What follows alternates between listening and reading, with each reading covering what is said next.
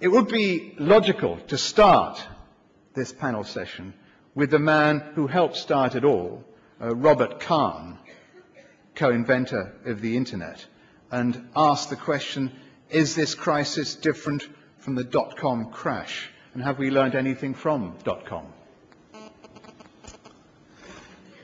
Well, I think the current crisis clearly is very different from the dot-com crash, but if you want to go back and sort of look at the role of technology, I guess I would start by focusing on the importance of creativity and technological innovation in economic growth. I think that new technology can really support the economy by virtue of increased sales, new capabilities, and the like. It really is the lifeblood. But when technology really takes off and takes hold, eventually it tends to become a commodity, and so you're back in the cycle of having to reinvent the future, more creativity, more technological invention to keep the economic growth going.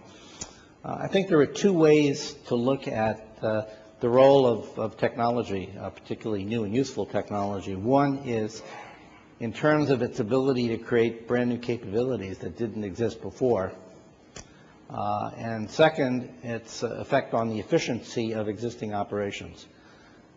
When you consider that there are capabilities today that we just never envisioned before, then you can see the power of this technology, but I think it's usually adopted in the form of either efficiencies in the form of either cost reductions on existing services or the ability to produce increased revenue for existing services. So I'll give you some examples.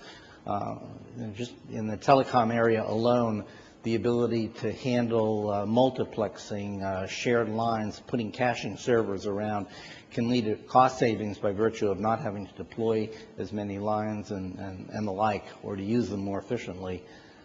Likewise, increased revenue can be produced by virtue of, for example, using the Internet 7x24 to market around the world, and there are various companies that exploited it, probably going back to Cisco in its very early days.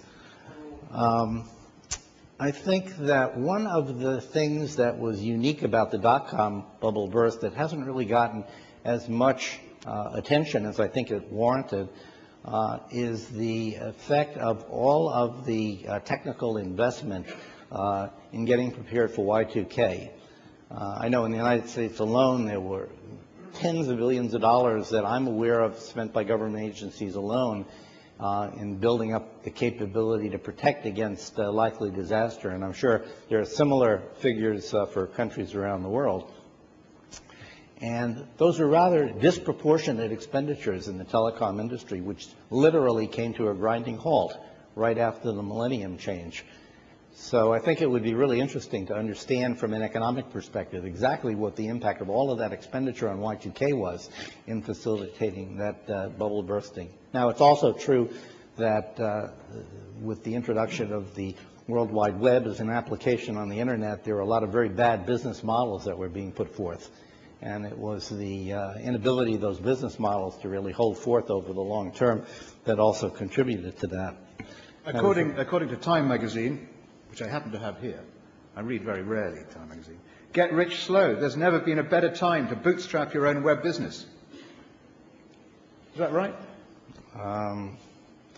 Well, if you've got a good idea, it's probably true. There's never a better time.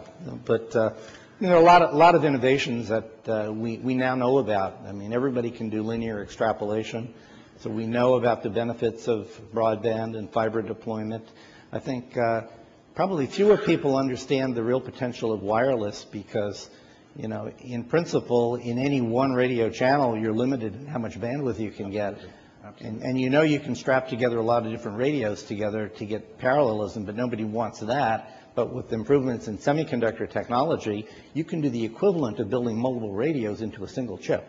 And so the potential for getting more and more throughput on wireless is only limited by the ability to acquire enough spectrum to and couple. Infrastructure. And the infrastructure. I'm going to halt you there because I want to move on because the point you made, actually, Robert, so well, the economic